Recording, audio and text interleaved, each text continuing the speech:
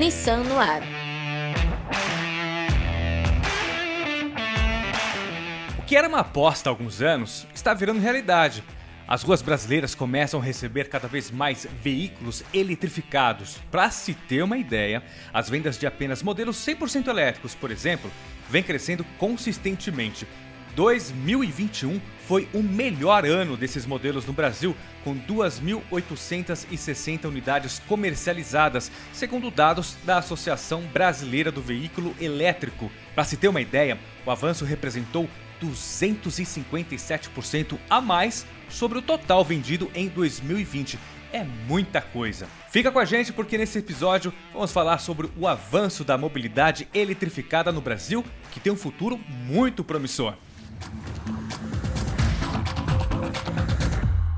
Olá, eu sou Eduardo Campos e no bate-papo de hoje eu tenho o prazer de conversar com o Thiago Castro, diretor sênior de marketing e vendas da Nissan, e também Adalberto Maluf, que é presidente da Associação Brasileira do Veículo Elétrico. Galera, sejam muito bem-vindos.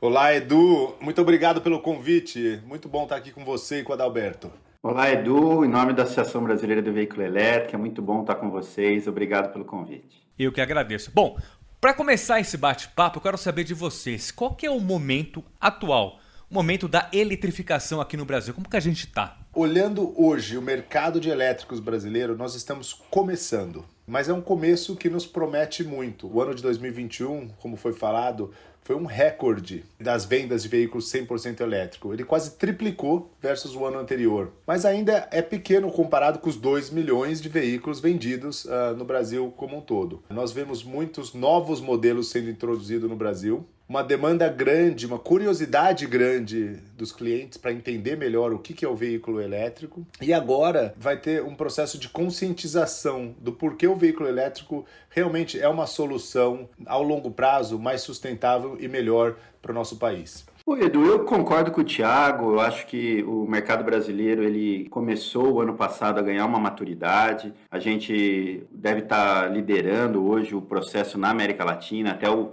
2020, a gente tinha outros países na América Latina com frotas maiores do que a nossa. A venda de veículos elétricos puros teve um crescimento em relação a toda a gama de eletrificados. Tivemos um crescimento importante também na venda de veículos híbridos. A gente quase dobrou o número de modelos disponíveis. O Brasil tem um contexto muito favorável para a eletromobilidade, uma matriz de energia limpa, né? Temos grandes fabricantes aqui, um parque produtivo já fazendo a transição para essa indústria do futuro. Então eu tenho certeza que 2022 vai ser o melhor ano da eletromobilidade no Brasil. Com certeza, né? As marcas aí têm apostado nesses modelos cada vez mais, né? A Nissan, por exemplo, a gente sabe que foi a primeira montadora a massificar o carro elétrico no mundo com o Leaf, né? Que é um carro vendido aqui no Brasil, por exemplo, desde 2019, mas a gente já vai falar desse assunto um pouquinho para frente.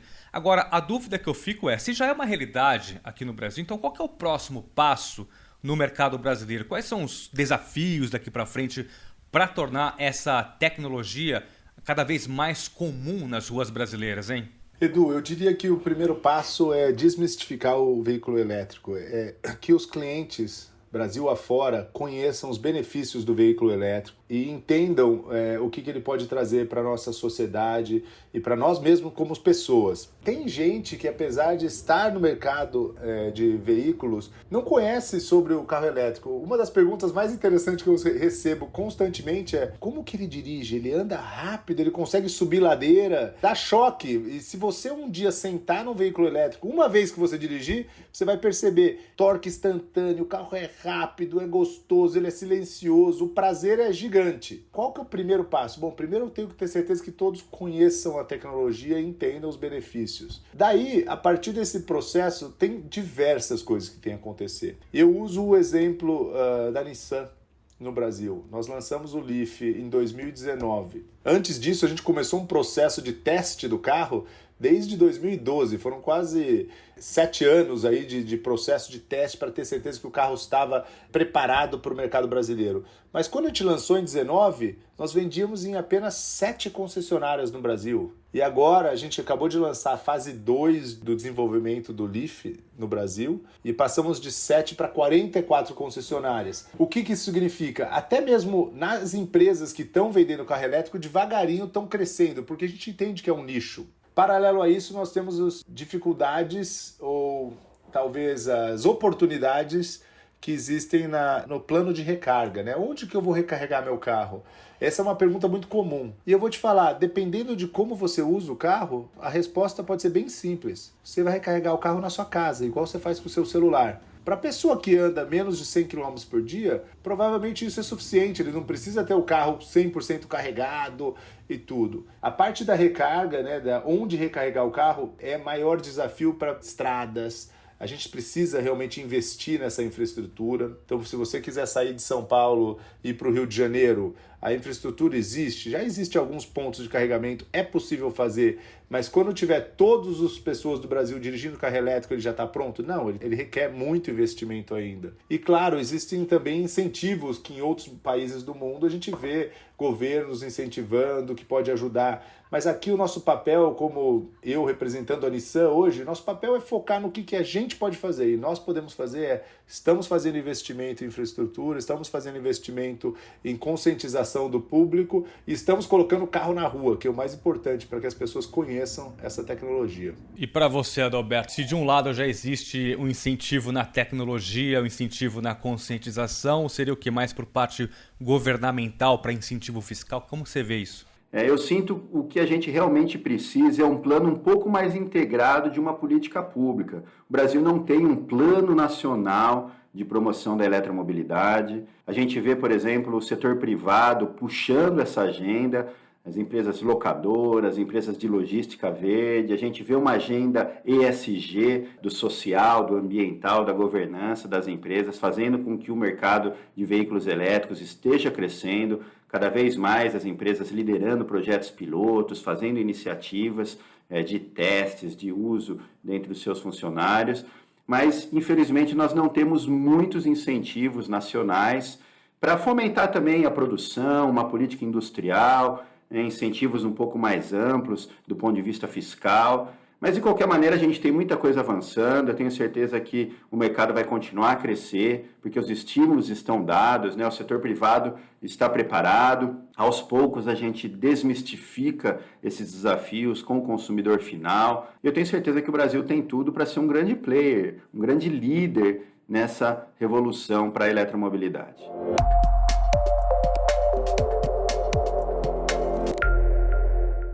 Falando de incentivo e evolução, até um fato interessante que o Thiago acabou de falar para a gente aqui, que a Nissan anunciou aí recentemente, né, a segunda fase da eletrificação no país, com aumento aí das concessionárias que vendem o Leaf, por exemplo, de 7 foi para 44, que é um salto muito grande, cobrindo aí uma parte significativa do território brasileiro. Então, Thiago, conta um pouquinho mais para a gente sobre esse projeto de eletrificação da Nissan.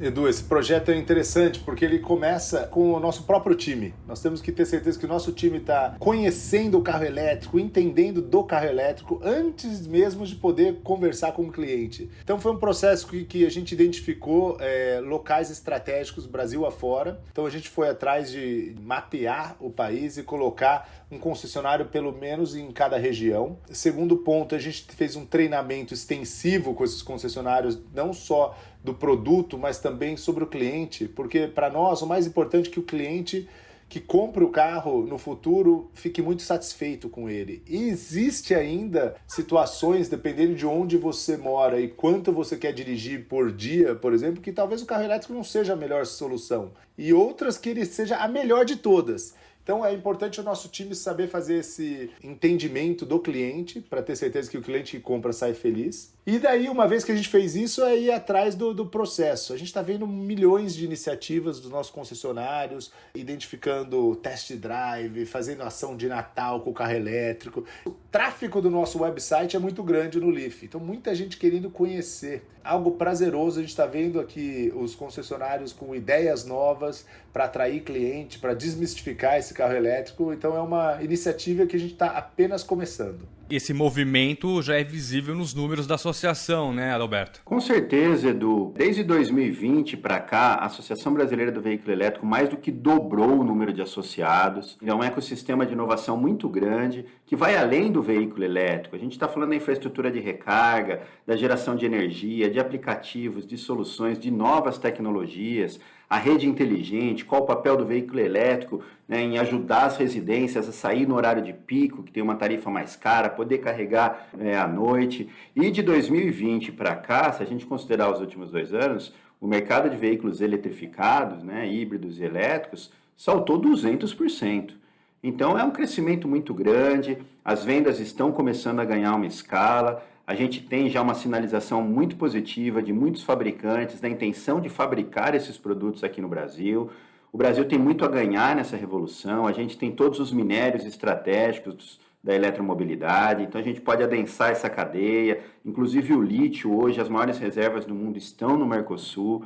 O Brasil tem uma matriz muito limpa, renovável, muito complementar. À noite no Brasil você tem energia eólica, por exemplo, sobrando, então é possível crescer o parque produtivo, crescer o número da frota brasileira sem comprometer o sistema elétrico brasileiro. Todo mundo ganha com o veículo elétrico, a gente está falando de redução de ruídos, redução da poluição. Quando você acostuma a andar com um carro elétrico, é difícil voltar para um carro a combustão. É claro que a gente vai conviver com motor a combustão por muitos anos, especial no caso brasileiro, que tem o biocombustível, que é o etanol, um biocombustível renovável, mas o mundo caminha a passos muito largos para os veículos elétricos. O Brasil finalmente começa a ter números um pouco mais expressivos, a infraestrutura de recarga avança em paralelo. Então a gente tem tudo para se consolidar como um grande ator nesse processo internacional. E o que é bem interessante é que esse processo de eletrificação pode ser, né, a base para o uso de outras tecnologias, por exemplo, né, Thiago? Eu queria saber quais são os caminhos que a Nissan trilhou nesse sentido.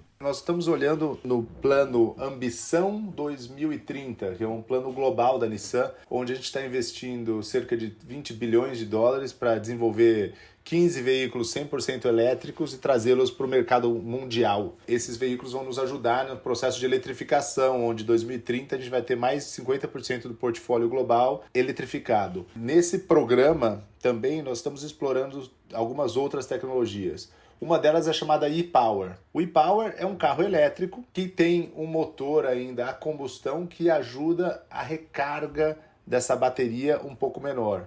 Então o que ele faz? Ele usa toda a infraestrutura do elétrico, ele anda como elétrico, a sensação é de elétrico, mas ele tem uma bateria menor, porque hoje o grande custo do carro elétrico está na bateria, e você consegue recarregá-la ainda com combustão. Outra tecnologia é o Biofuel Cell. É uma tecnologia que a gente vem desenvolvendo aqui no Brasil, obviamente agora está no Japão, mas a gente tem parceiros no Brasil também, e ela usa o etanol, e a gente com uma fuel cell, com uma célula de combustível, ela quebra o etanol, extrai o hidrogênio e converte esse hidrogênio em eletricidade e põe de volta do carro elétrico de volta. Então é a bateria e o carro elétrico como um todo. E por último é a bateria em si. A bateria a gente vem investindo milhões e milhões para realmente diminuir o custo da bateria. Para você ter uma ideia, o custo da bateria lá em 2010, quando a Nissan começou a produção em massa, ela era por volta de $1.000 o quilowatt.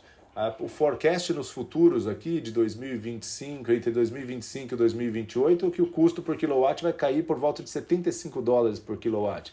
Então, quer dizer, é uma redução drástica. E neste momento, onde o custo do carro, a combustão está crescendo também, porque a gente tem que atingir novas metas de emissões.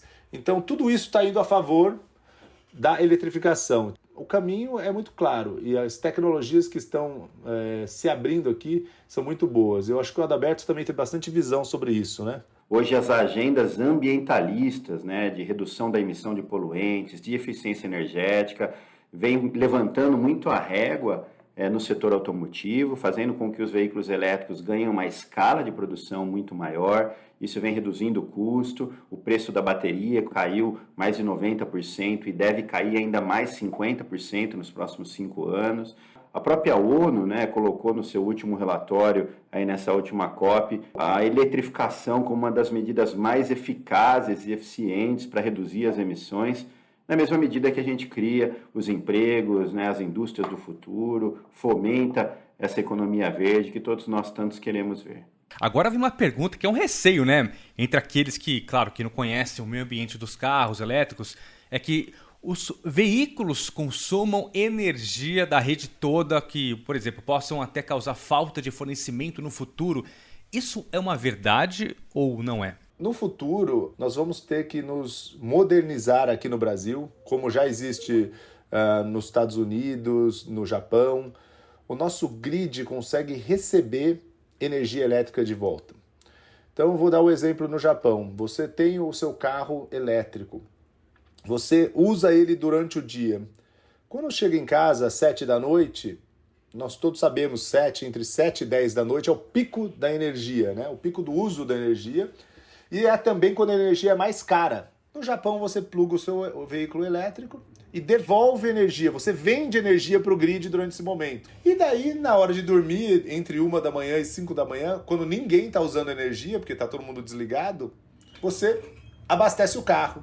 Não é algo que pode ser feito imediato, mas a nossa infraestrutura elétrica tem que começar a pensar como que será o ecossistema para o veículo elétrico ser desenvolvido para que a gente tenha proveito dessa nova tecnologia.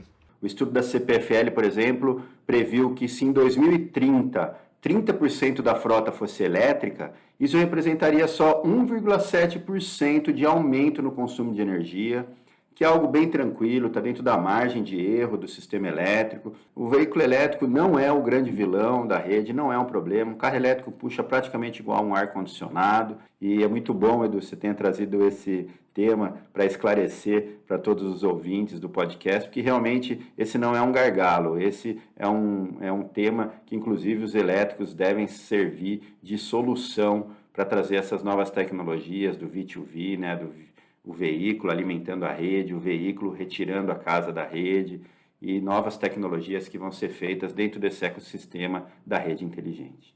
E a gente espera, né, que as pessoas tenham cada vez mais consciência que carro elétrico vai ser o futuro para todo mundo e vai ser positivo na vida de todo mundo. Thiago, Adalberto, obrigado pela participação, viu? Muito obrigado, Edu. Obrigado, Edu. Obrigado, Anissan, pelo convite. Foi um prazer participar. E obrigado a você também que nos acompanhou. Nos encontramos no próximo episódio do podcast Nissan no Ar. Até lá!